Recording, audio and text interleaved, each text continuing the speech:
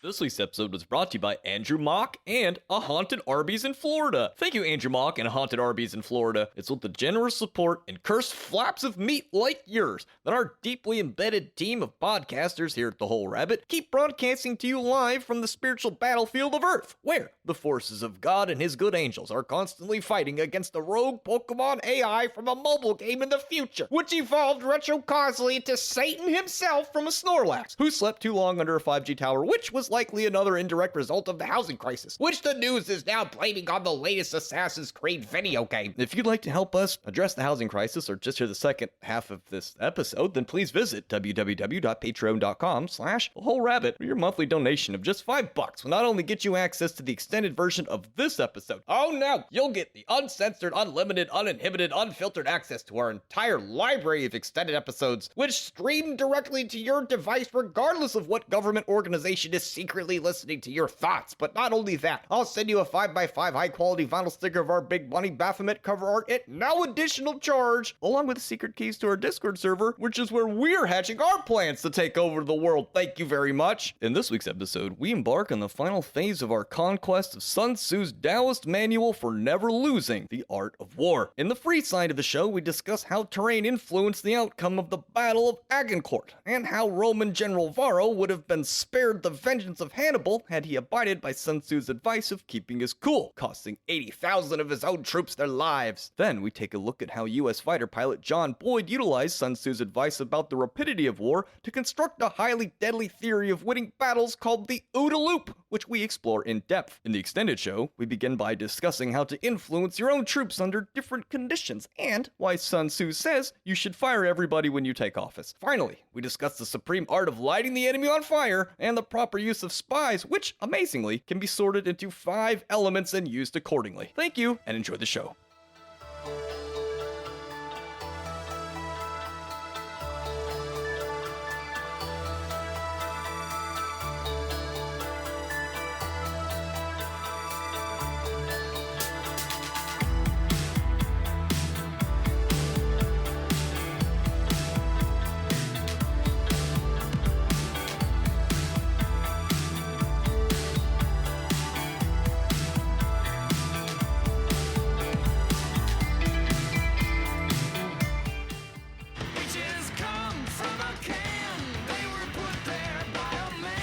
Production of women kind of seems like it was put there by a man, as in like this pussy exists because another penis was put in another pussy. That's how I. I'm trying to learn more about the military, but each time I ask about it, they won't tell me what the lowest rank is. Every time I ask, someone says it's private. I like that one. So I tried to memorize every military maneuver in history. Oh, yeah? Yeah, it was information overload. What? Because they're in formation. Get it? I did, however, figure out why the Norwegian military has barcodes on its ship. Why? So when they return to harbor, they can Scandinavian.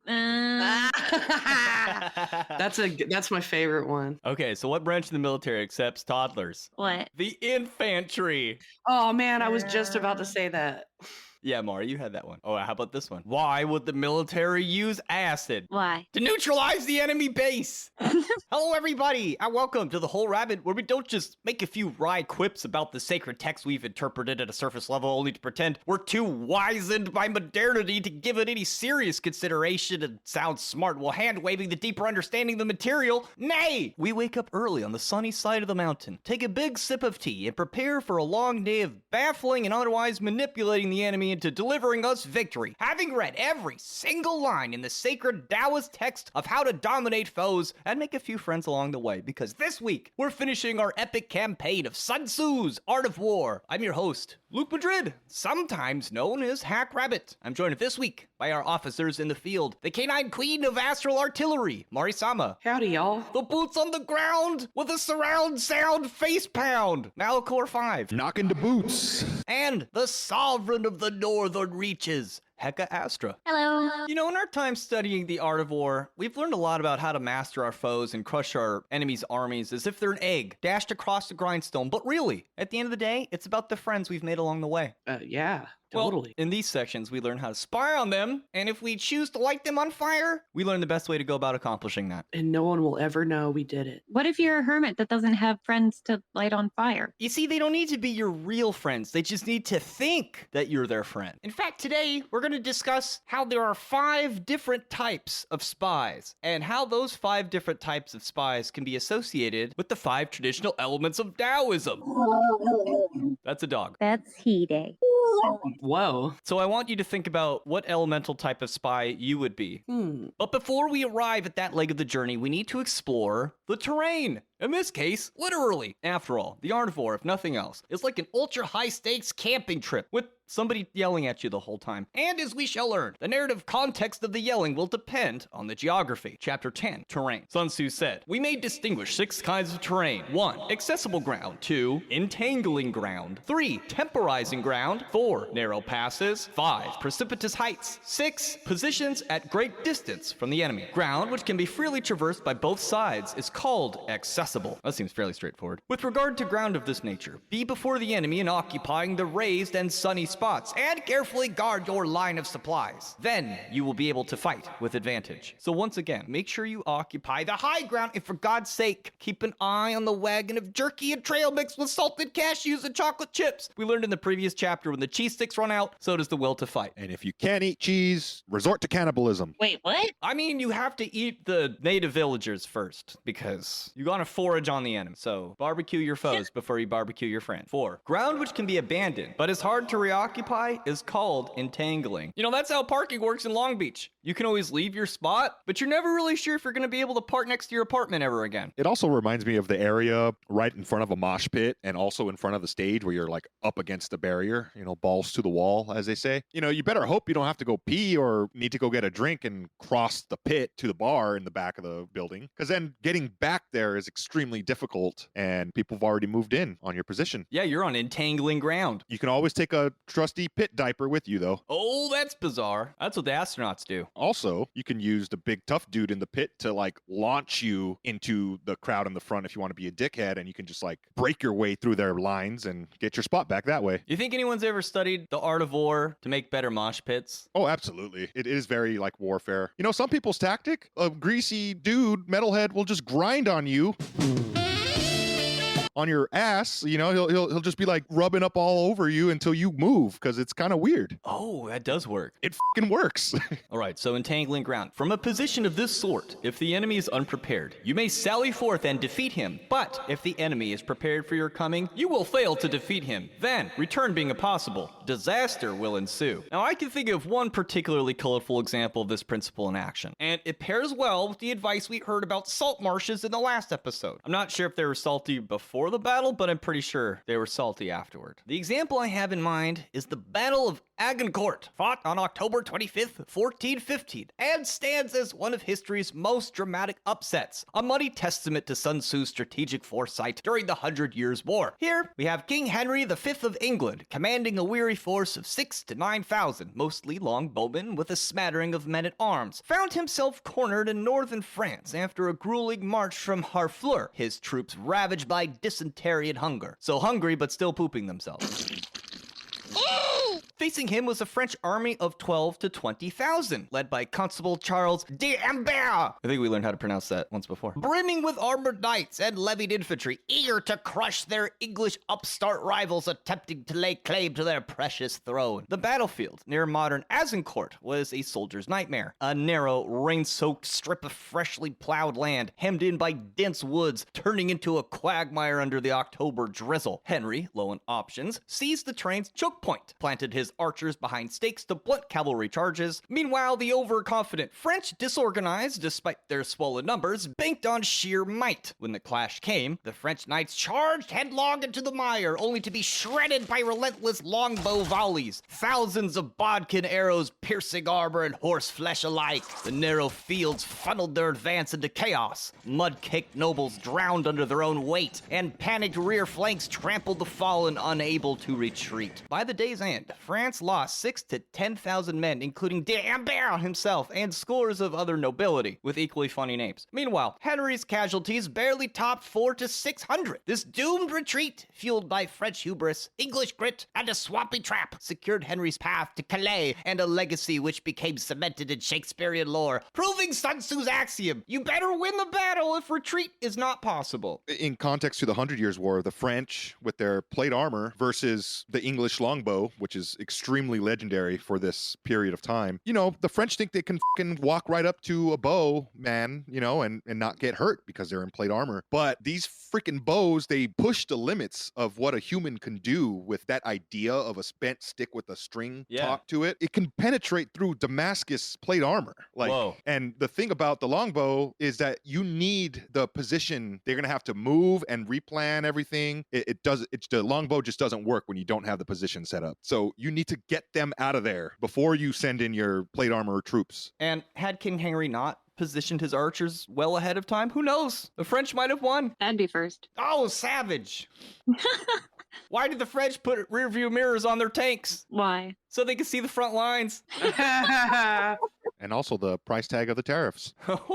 We're never drinking champagne ever again, I guess. Womp womp. You know, I had to learn what a crater was for this episode. That's a special cup that the Greeks used to water down their wine because they're wussies. Is baby duck made in France? I don't know what that is. That's like the cheapest, crappiest champagne. Well, we're about to find out what the cheapest, crappiest champagne is. So we'll get back to you. That's all we're going to be able to have. 6. When the position is such that neither side will gain by making the first move, it is called temporizing ground. In a position of this sort, even though the enemy should offer us an attractive bait, it will be advisable to not stir forth, but rather to retreat, thus enticing the enemy in his turn. Then, when part of his army has come out, we may deliver our attack with advantage. With regard to narrow passes, if you can occupy them first, let them be strongly garrisoned and await the advent of the enemy. Should the army forestall you in occupying a pass, do not go after him if the pass is fully garrisoned, but only if weakly garrisoned. It's a trap. It's a trap. Don't go through the narrow pass if they've put archers along the hills and stuff. That would be bad. 10. With regard to precipitous heights, if you are beforehand with your adversary, you should occupy the raised and sunny parts and wait for him to come up. If the enemy has occupied them before you, do not follow him, but retreat and try to entice him away. And this really does make sense why Obi-Wan would make such a big deal about the high ground. It really does. Every chapter is how the high ground is better in every way. 12. If you are situated at a great distance from the enemy and the strength of the two armies is equal, it is not easy to provoke a battle, and fighting will be to your disadvantage. These 6 are the principles connected with Earth. The general who has attained a responsible post must be careful to study them. You know, this reminds me of the 1800s era wars where it's like the battlegrounds are chosen and there's equal advantage and they kind of just like take turns marching forward and shooting at each other. Like it's like a turn-based RPG almost. That's one thing I learned about in high school, because in most high schools they teach you, well, the Americans won the Revolutionary War because they used guerrilla tactics and they like shot from the trees and all this stuff, and like, well, that did happen. They actually needed to fight the British in open field warfare because they needed to be respected as a bona fide nation, because that was the rules of war at the time. Why is it always Mel Gibson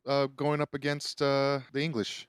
That's a good question. I don't know. And I also have not played that particular Assassin's Creed, so I'm extra in the dark. I did pass my AP US history classes, so... So you watched Colonial Rambo, also known as The Patriot? Yes, I did for class, and I remember there was a whiskey rebellion once, and Wizard of Oz is actually about William Jennings Bryan and the gold standard. We'll talk about that someday, I'm sure. Who's ready for a Wizard of Oz episode? I don't think I've watched that since I was a kid. That's the first film where the actors fight to the death on screen. That's not true, I made that up. So that kind of covers the 6 types of terrain. We move on to line 14. Now an army is exposed to 6 several calamities, not arising from natural causes, but from faults which the general is responsible. These are 1. Flight, 2. Insubordination, 3. Collapse, 4. Ruin, 5. Disorganization, 6. Rout. So basically the suit of swords in the tarot. I'm genuinely curious what he defines the difference between ruin and collapse. Or flight and routing. Well, let's keep our eyes peeled.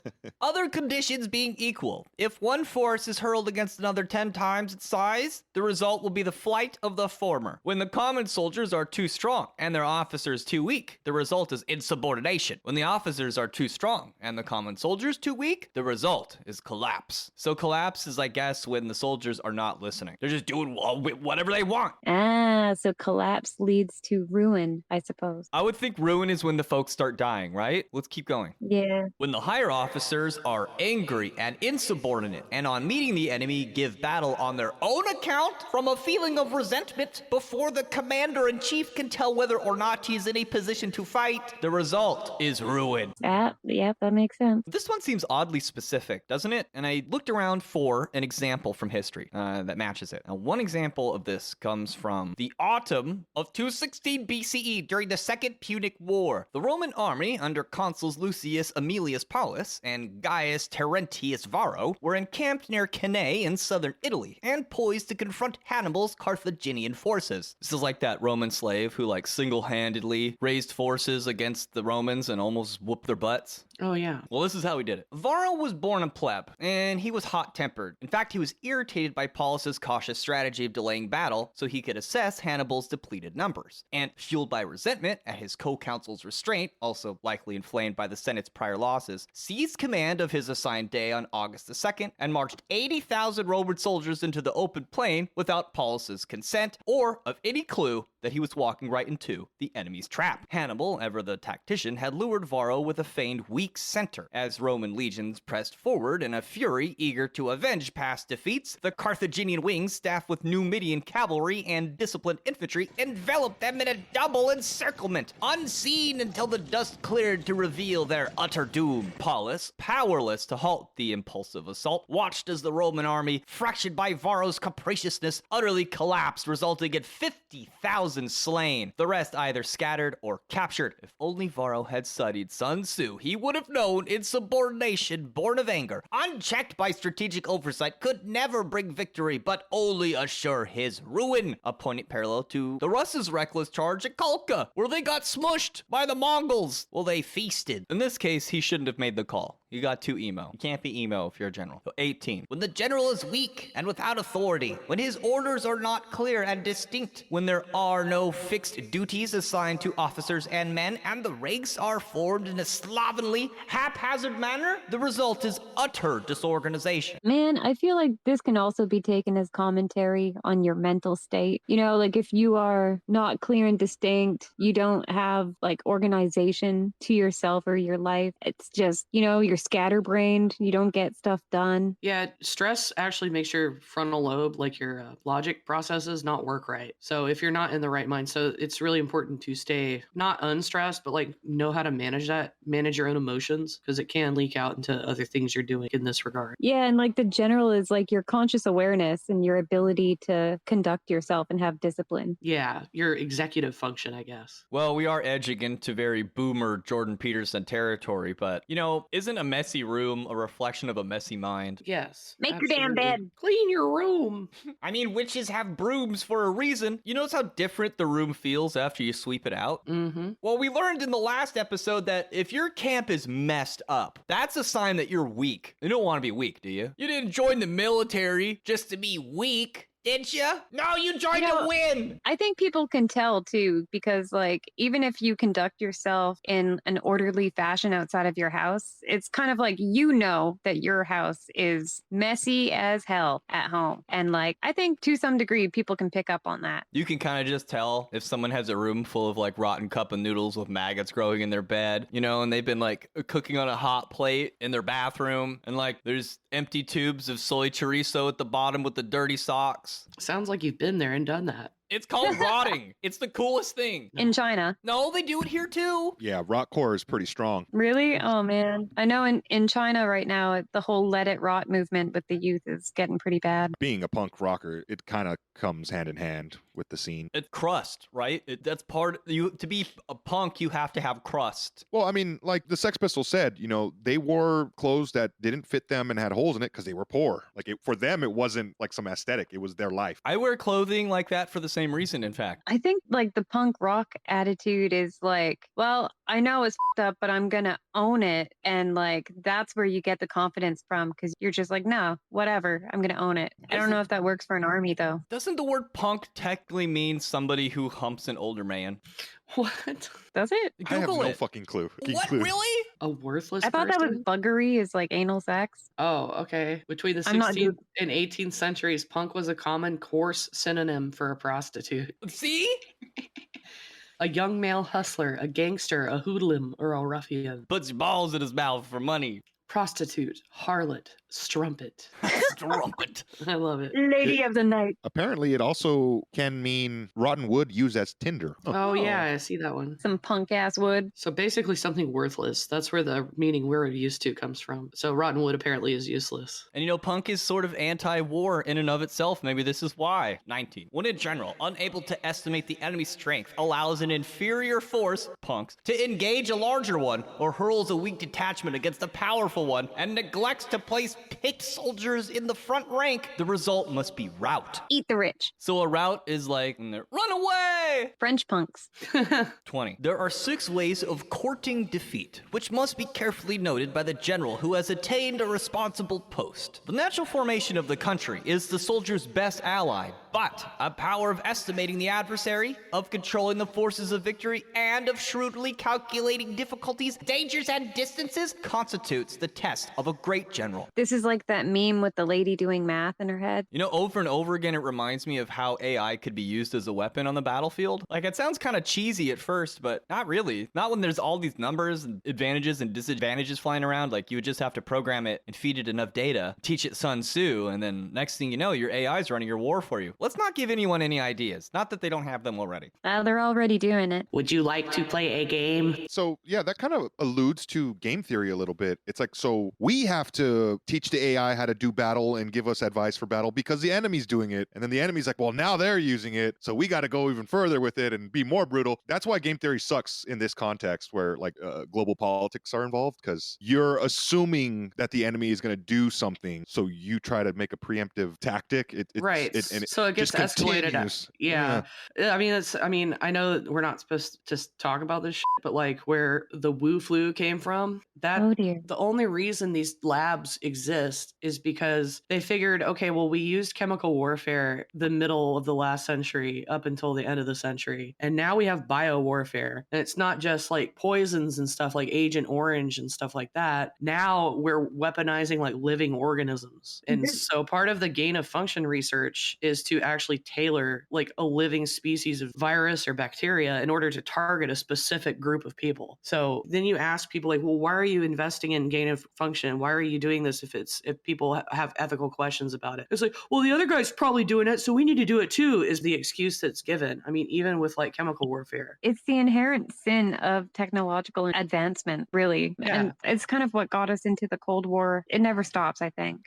Right. Even with the nuclear stuff, it was happening. But like, again, it just, if you stop with one avenue of that, I'm just saying, like Malachor was saying, that it just spirals out of control. Game theory, you just go to the next level and it's like a whole nother, but you're doing the same thing, but you're trying to like game the system and get up on your opponent, but you don't even have the data to tell you which direction to go in. So you might just go over the waterfall. Well, to play to that a little bit, all the way back prior to World War I, that was already going on. And this is like before cities had, electric lights, because it got to the point where nobody wanted to have World War I. But the way everything was moving and maneuvering, it was like suicide if one force didn't take the next step forward. And it kind of became this thing where the war started itself at some point, despite everyone wanting it to not happen. That's what I mean by it being kind of like an inherent sin of technological advancement. Yeah. Like it's just part of the package deal. And that was just the Industrial Revolution, right? That was just mechanized warfare. So it could run away from you. And it's like no one person is making it happen anymore. And that's what you're talking about. It's game theory. It is scary, actually. It's getting pretty frightening. Yeah, because now technology is so damn advanced, we got a fucking AI thinking for us now. So there's not even a goddamn human determining what's right or wrong in this scenario. It's more than just technology, like digital technology as well, because it's biological and chemical compounding technology. as well. Like all of these things are so advanced. We'll actually get to some of that as we continue. Now, the next line actually does play off what we were just talking about. He who knows these things and in fighting puts his knowledge into practice will win his battles. He who knows them not, nor practices them, will surely be defeated. So this is why everyone needs to practice it and like get all the knowledge and spy and blah, blah, blah. And then the next line drives it even further. If fighting is sure to result in victory, then you must fight, even though the ruler forbid it. If fighting will not result in victory, then you must not fight, even at the ruler's bidding. Well, I found an example of this from ancient history as well. So, Is it Braveheart?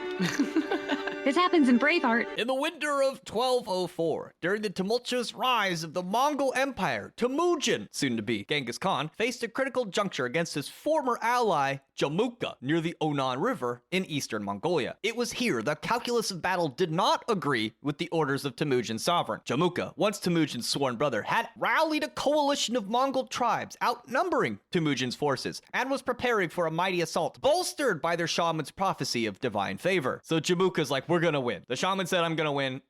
Here we go. Yet, Temujin's scouts revealed something surprising about the enemy camp. It was discovered to be snowbound, and essentially, they were all listening to dead Kennedys and no effects. It was a mess. Long story short, perfect conditions for a surprise attack. His lord, however, the Kurate Khan Torgul, fearing escalation, he forbade attack, urging patience to preserve their fragile alliance. But Temujin, reading the terrain and his rivals' disarray, defied the edict and launched a daring night raid with his loyal horsemen, their arrows slicing through the storm to rout Jamukha's unprepared ranks. The victory shattered the coalition, killed Jamukha's resolve, and cemented Temujin's ascent. Had he heeded Torgul's caution, the moment may have slipped away, leaving him little more than a footnote to a rival's ascent to power. Instead, his calculated disobedience forged a path to being supreme ruler, a poignant testament to what Sun Tzu says, that if there is victory within reach, just, you gotta grab it, no matter what. And that's what we're talking about. If something happens where suddenly there's a weakness exposed and the enemy's read the art of war, they have to attack, even if Big Boss says no. And that can cause a world war. So you know what? Maybe we should try rewriting Sun Tzu's Art of War for the 21st century. It would probably just be the same. I don't know. I'm not Sun Tzu. Just add more memes. Temujin, it means iron or blacksmith in Mongolian. So I imagine the shaman that was kind of telling him good stuff was like, hey, it's in your name, bro. Like, you're supposed to be at war. You shouldn't be listening to anybody else. You know, you're the forger or something like that. You know, I think it's, you know, the fact that iron is related to Mars, once again, you know, I think Mongolians probably also had iron associated with Mars, whatever they called it. He almost took over the whole world. Like, we don't like to talk about it because we're from the West, but the Mongol Empire was enormous. They were like unbeatable for a while there. Well, and then like, aren't we like all related to this guy? Dude, he humped so many women's. And then all, you know, people in the area are like, well, we're descended from Genghis Khan. And then they're like, okay, buddy. And then we did the DNA test and they're like, oh, son of a bitch, they are, you know? It turns out everyone's related to Genghis Khan. He put his penis in everything. 24. The general who advances without coveting fame and retreats without fearing disgrace, whose only thought is to protect his country and do good service for his sovereign, is the jewel of the kingdom. Braveheart. William Wallace is 7 feet tall. Yes, I've heard. So it's not about chasing clout. Go figure. Just fucking grow some goddamn cabbages. This is William Wallace in a nutshell. Regard your soldiers as your children, and they will follow you into the deepest valleys. Look upon them as your own beloved sons, and they will stand by you even unto death. This line specifically, for all the people out there who say that the art of war is like a brutal text, this ties into that like underlying value where it's like you're all fighting for the same thing. You're all fighting for the same values, the same principles, and it's kind of like a family. You know, I find mutual respect a powerful tool. I always like to joke that when you're in a band or at a job with a group of people, it's like you're in a cult and that's your religion. But it's also saying that it's like you're in a unit that's been recruited in some competition or a war, right? And that's your team. I guess when that team is performing at their most effective level is when they're treating each other like family. My boss, he calls me his son, like straight up. You know, I call him Baba because that's, you know, Arabic for dad or whatever. You know, it's just really like this, again, one piece thing of like found family having a very special meaning versus the blood relation, you know? So it's like, yeah, I understand I'm on this guy's crew, you know? I can call him Pops and he'll take care of me and I got his back, but he is the big boss. So respect, chain of command. I think that's why my store kicks ass because we're like family there. Luke's boss is like his second mom too. Oh, for sure. Yeah, I've had these types of relationships as well, and it makes you work better, I think. But it's ironic too, because if you talk to people that have worked with their actual family, sometimes it's not always great. But I think definitely using like endearing nicknames, or, you know, how you would respect, say, a boss as you would a father or a grandfather, I think that's a very helpful mindset to be in, to harmonize with other people you have to work around. You can even use this concept like for yourself, basically. Like if your consciousness is the general, then like the troops, the army, the individuals is like the whole body, and treat it like it's a part of you. You respect it, you love it, you take care of it. But you also discipline it and expect things from it, right? Yeah, Which a but you lot of don't people- jam your hand into something. Like if your hand happens to get injured, you're going to care about taking care of it, you know? Oh yeah, absolutely. Well, it's funny you'd say that. 26. If, however, you are indulgent but unable to make your authority felt, kind-hearted but unable to enforce your commands, and incapable, moreover, of quelling disorder, then your soldiers must be likened to spoilt children. They're useless for any practical purpose. Yep, you don't take care of your body will betray you. If we know that our men are in a condition to attack, but are unaware that the enemy is not open to attack, we have gone only halfway towards victory. Keep your friends close, but your enemies closer. If we know that the enemy is open to attack, but are unaware that our own men are not in a condition to attack, then we have gone only halfway towards victory. If we know that the enemy is open to attack, and also know that our men are in a condition to attack, but are unaware that the nature of the ground makes fighting impractical, then we have gone only halfway. Hence, the experienced soldier, once in motion, is never bewildered. Once he has broken camp, he is never at loss. Hence the saying, if you know the enemy and know yourself, your victory will not stand in doubt. If you know heaven and know earth, you may make your victory complete. Because nobody likes a half victory. No! You want the whole thing! It's all about completion. I don't want half of a net sock. I want the whole net sock. You want the whole nutsack. They call it the swim cap. It's like nobody wants a half orgasm. You want the whole thing.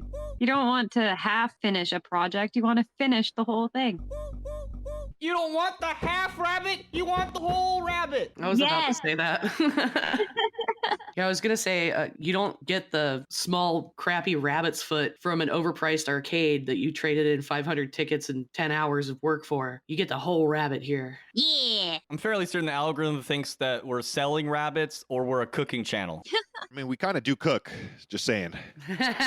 Nice. Chapter 11, the 9 situations. Now, this next section continues defining terms that we heard in earlier sections, specifically the types of battleground you may encounter with a corresponding strategy for dealing with them. So not terrain, but a type of battlefield. So like an overarching theme of what you have to deal with in that particular battle. Let's get into it. So Sun Tzu says, the art of war recognizes 9 varieties of ground: dispersive ground, facile ground, contentious ground, open ground, ground of intersecting highways, serious ground, difficult ground, hemmed-in ground, and lastly, desperate ground. Hemmed in ground just makes me think of like a pant hem, how it's like folded in. So if you were to be hemmed in, you're trapped. And if this were my friends growing up, they would call it floor. Difficult floor, serious floor. Some people just don't say ground. Or like that one concert where like people got trampled to death. That's trampling ground. That's Guns You N' know, Roses.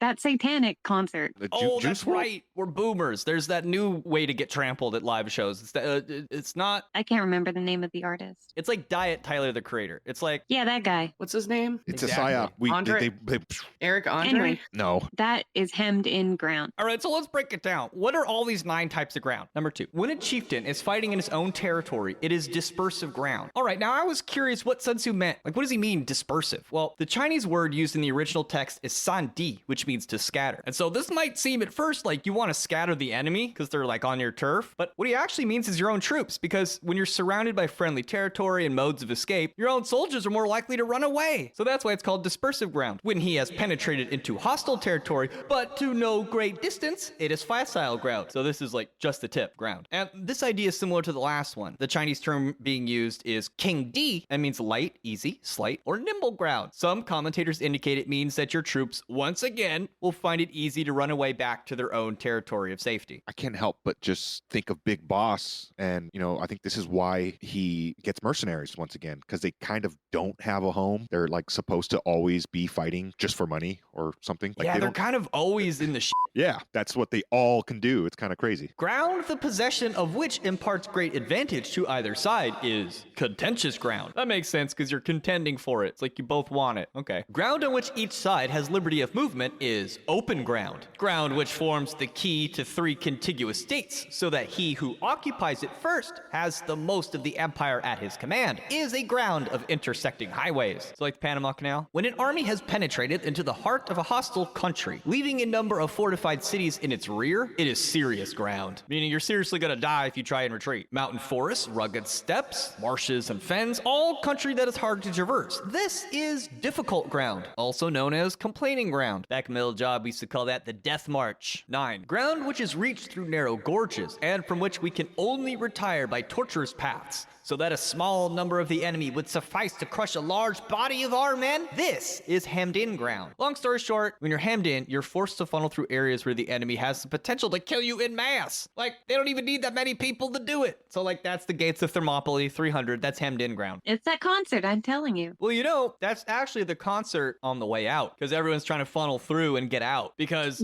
during the concert, what did we discover it was? It was like ground you can't retreat from. Damn it. See, this is hard to memorize. You got to read the manual again. Yeah. But we're learning. Ground in which we can only be saved from destruction by fighting without delay is desperate ground. Also a good name for a movie. Number 11. On dispersive ground, therefore, fight not. On facile ground, halt not. On contentious ground, attack not. It's interesting to consider that, while you may have knowledge of your own lands, fighting on enemy land is better because it forces your soldiers to fight. So likewise, if you've gone a short way in, just a tip, you got to go all the way in, because that's safer, apparently. And I mean, I guess this is kind of like sports teams. You think of like in America, you have university or high school sports teams. It seems like they have to fight harder if they're not at their home. Well, the fact that they're nervous can make them better. We talked about that. Yeah, but it also like leaves room for like weird things to happen, like mistakes, because they're not professional considered yet. And these mistakes end up kind of like, and by the way, football coaches read The Art of War too. It's like very well known now that it's kind of what they do. It's like these mistakes could be like tricking plays almost, because they adapt like the players on the field. That's why you have the quarterback, and there's like also a rank thing where the person who has the ball sees the responding play, right? So then they get to make an order, and they can run with it, or pass it behind them. They can change things on the fly, an audible it's called, and they have different calls for it, just like in battle. So they too have to adapt to circumstances, even though they generally have a plan. And they have to go all the way in. They're not playing the game to just gain yards and go back and forth with that. That's not the point of the game. The game is to go to the end. Yeah, you got to go all the way. So Art of War. I think this is why it can be applied to teamwork in general. Yes. On open ground, do not try to block the enemy's way. On the ground of intersecting highways, join hands with your allies. On serious ground, gather in plunder. In difficult ground, keep steady on the march. So when retreat would be dangerous, keep your attacking force focused and enticed on the path ahead. That's what I got out of that. On hemmed-in ground, resort to stratagem. On desperate ground, fight.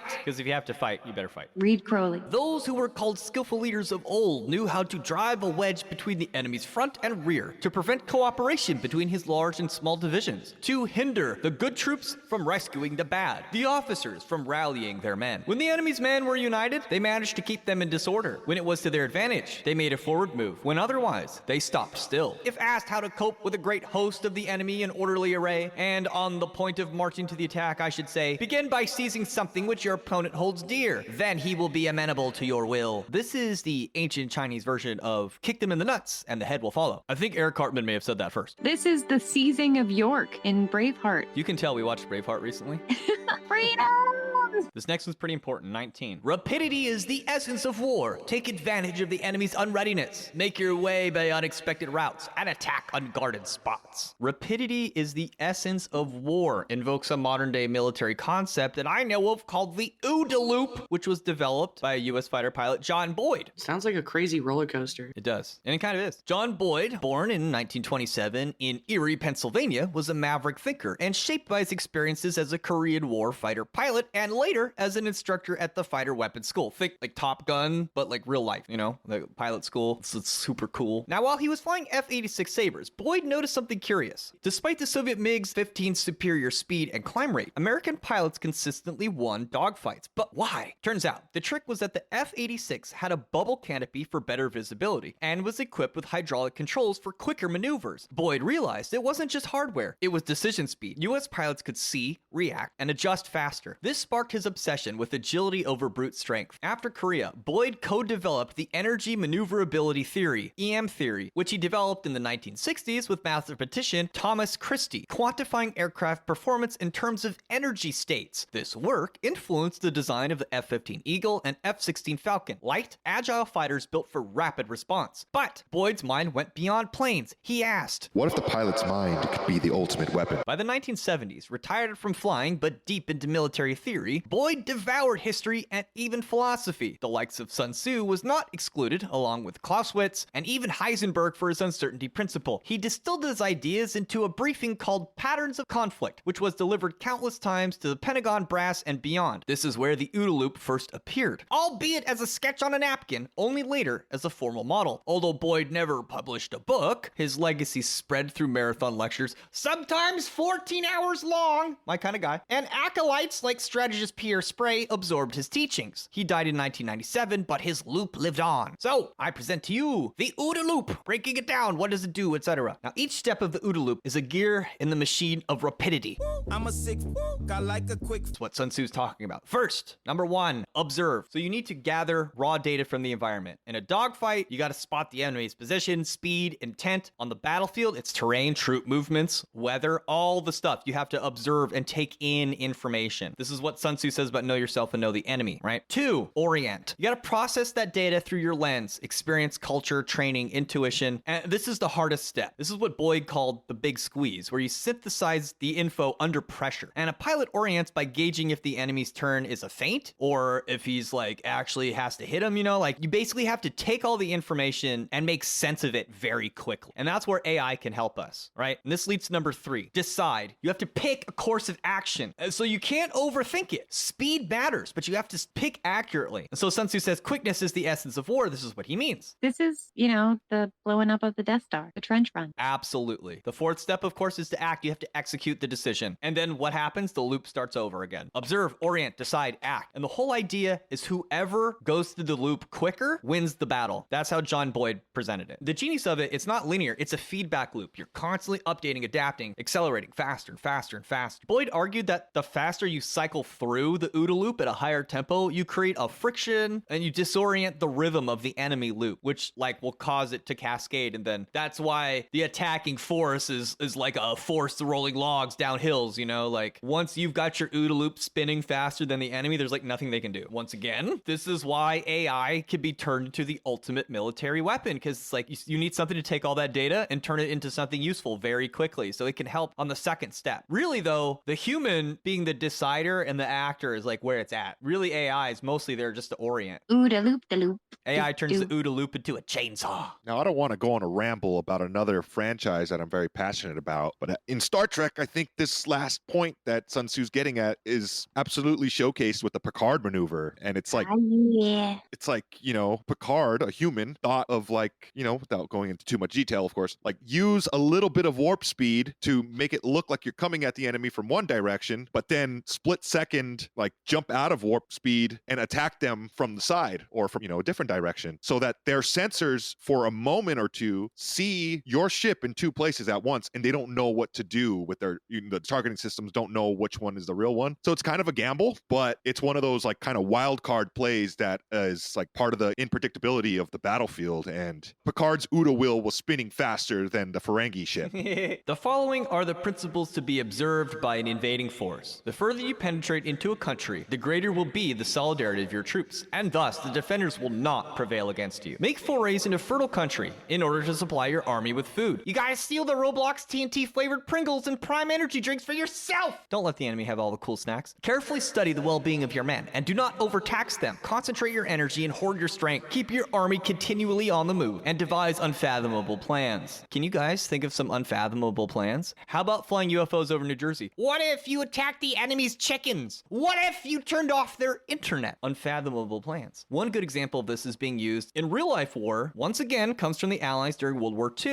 In 1943, the Allies devised Operation Mincemeat, an audacious deception to mask their planned invasion of Sicily. They needed to throw Hitler off, long story short, so they came up with a plan. British intelligence procured the body of a deceased man, transforming him into Major William Martin, a fictitious Royal Marine replete with a forged identification, a poignant love letter to a supposed fiancée, and fabricated documents suggesting Greece as the true target. The corpse was strategically dumped off of Spain's coast, where it was intended to fall into the hands of neutral Spanish authorities, who would quickly relay the disinformation to German intelligence. The plan's brilliance lay in its improbability. The Germans, wholly convinced by the tragic tale of this waterlogged officer, shifted their defenses towards Greece, leaving Sicily vulnerable. Orchestrated by minds including Ian Fleming, later famed for writing James Bond, this operation exemplified Sun Tzu's dictate to devise unfathomable plans, securing a pivotal Allied victory through an elaborate ruse that confounded the enemy with its sheer ingenuity. It's like Weekend at Bernie's. 23. Throw your soldiers into positions whence there is no escape, and they will prefer death to flight. If they will face death, there is nothing they may not achieve. Officers and men alike will put forth their uttermost strength. Soldiers, when in desperate straits, lose sense of fear. If there is no place of refuge, they will stand firm. If they are in hostile country, they will show a stubborn front. If there is no help for it, they will fight hard. Thus, without waiting to be marshaled, the soldiers will constantly be on the move. Without waiting to be asked, they will do your will. Without restrictions, they will be faithful. Without giving orders, they can be trusted. Prohibit taking of omens, and do away with superstitious doubts. Then, until death itself, no calamity need be feared. So don't listen to omens. Don't do it. You know, I got an example of when listening to omens goes wrong. And wouldn't you know, it's our buddies, the Christians. Surprise, surprise. All right, get this. During the First Crusade, there was a ragtag Christian army under Bohemond of Taranto. He faced off against the Seljuk Turks near Derelium, modern-day Turkey. The Crusaders were already a mess. Low supplies, blistering heat, and from the sounds of things, a penchant for pagan superstition. Before the battle, some Crusader leaders consulted omens. Think divining with animal entrails, or some accounts they used chicken bones, a medieval standby. The signs were grim. Defeat loomed, they said. Panic spread. Troops started muttering about God's wrath. But Bohemond, a no-nonsense Norman, ignored it and rallied them anyway. The Turks hit hard, nearly breaking the line. Reinforcements arrived just barely in the nick of time. Godfrey of Bouillon's crew swooped in, turned a rout into a win. The omens were dead wrong, but the doubt nearly cost them the battle. Chronicler Albert of Achion notes the Crusaders' shaken morale was only saved by the grit and luck of Bouillon. He probably had them flogged for being naughty pagans right after that. So, long story short, don't listen to omens. Just do the best you can no matter what. Don't let good omens make you lazy, and don't let bad omens make you too afraid. You just gotta do the best you can no matter what. And this is true when you're doing your tarot in the morning as well. If you pull a card and it's bad, you really don't know what it means. The bad thing could actually work to your advantage. So it's like Sun Tzu. When you pull your card of the day, if you get a bad card, don't let it freak you out. Just stay aware and stay focused, because you could turn that bad into a good. And that might be why the cards or your spirit guides are trying to show you that thing. So keep that in mind. Like if you get the ruin card, it might not be you. Something else could get ruined, and then you get the promotion to start the thing over again from a fresh start. You don't know. You don't know. That's why I always read my cards both ways. Yeah. Prepare for both situations. Don't let the omens ruin your day. It's just as true in war as it is in real life. And if Hail Bob comes, don't let someone talk you into chopping off your balls, you know? Anyway, let's continue. If our soldiers are not overburdened with money, it's not because they have a distaste for riches. If their lives are not unduly long, it's not because they're disinclined to longevity. This is like a really flowery way of saying that soldiers are people too. They're endowed with all the normal vulnerabilities a human is expected to have. On the day of battle, they are ordered out to battle. Your soldiers may weep, those sitting up bedewing their garments, and those lying down letting the tears run down their cheeks, but let them once be brought to bay, and they will display the courage of a Chu or a Quay. So I really went out of my way to try and figure out what the heck a Chu or a Quay was, but it's likely, at least in the case of a Chu, a reference to an audacious fighter, like from the Chu state during the Warring States period. Quay means noble or valuable, but it may also be a typo for Gui or Guai, which means ghost or demon. So think Sub-Zero of the Lin Kuei. He's both a noble and a demon and a ghost and a ninja. So that's probably probably what he means. He means your forces will fight like Sub-Zero. I'm sure that's what he meant. The skillful tactician may be likened to a shuai-zhan. Now, the shuai-zhan is a snake that's found in the Chug Mountains. Strike at its head, and you'll be attacked by its tail. Strike at its tail, you'll be attacked by its head. Strike at its middle, and you'll be attacked by the head and by the tail both. Now, as far as I could tell, this actually is not a specific snake. It's just a snake. Sorry. If asked if an army can be made to imitate shuai-zhan, I should answer yes. For the men of Wu and the men of Wei are enemies. Yet, if they are crossing the river in the same boat and they are caught by a storm, they will come to each other's assistance, just as the left hand helps the right. Well, isn't that nice? See, it's about the friends you make along the way. Hence, it is not enough to put one's trust in the tethering of horses and the burying of chariots' wheels in the ground. The principle on which to manage an army is set up on one standard of courage, which all must reach. So everybody in the military has to abide by the same standards. It's very democratic in that way. It's very equal opportunity. How to make the best of both strong and weak? This is the question involving the proper use of ground. Notably, always take the high ground. Thus, the skillful general conducts his army just as though he were leading a single man, willy-nilly by the hand. We all know how easy it is to lead someone willy-nilly by the hand, don't you? I even looked to see if there was a Chinese word for willy-nilly. Turns out, the English people that translate it, they just made it up. You could just take out that part, and it just says the same thing. That's what I was wondering. Right? Like, how do you say willy-nilly in Chinese? there isn't. It just says a skillful general can conduct his army as though he were leading a single man. See how it makes sense without the willy-nilly? Exactly. You just... yes. Decisions, you know? I like to imagine, in ancient China, I like to imagine that they had a word for willy-nilly. It is the business of a general to be quiet and thus ensure secrecy, upright and just, and thus maintain order. He must be able to mystify his officers and men by false reports and appearances, and thus keep them in total ignorance. He sounds like a fun, exciting guy, doesn't he? Did you hear what Sun Tzu just said? You have to mystify your officers and men by false reports and appearances? I think this is like protecting yourself against spies, essentially.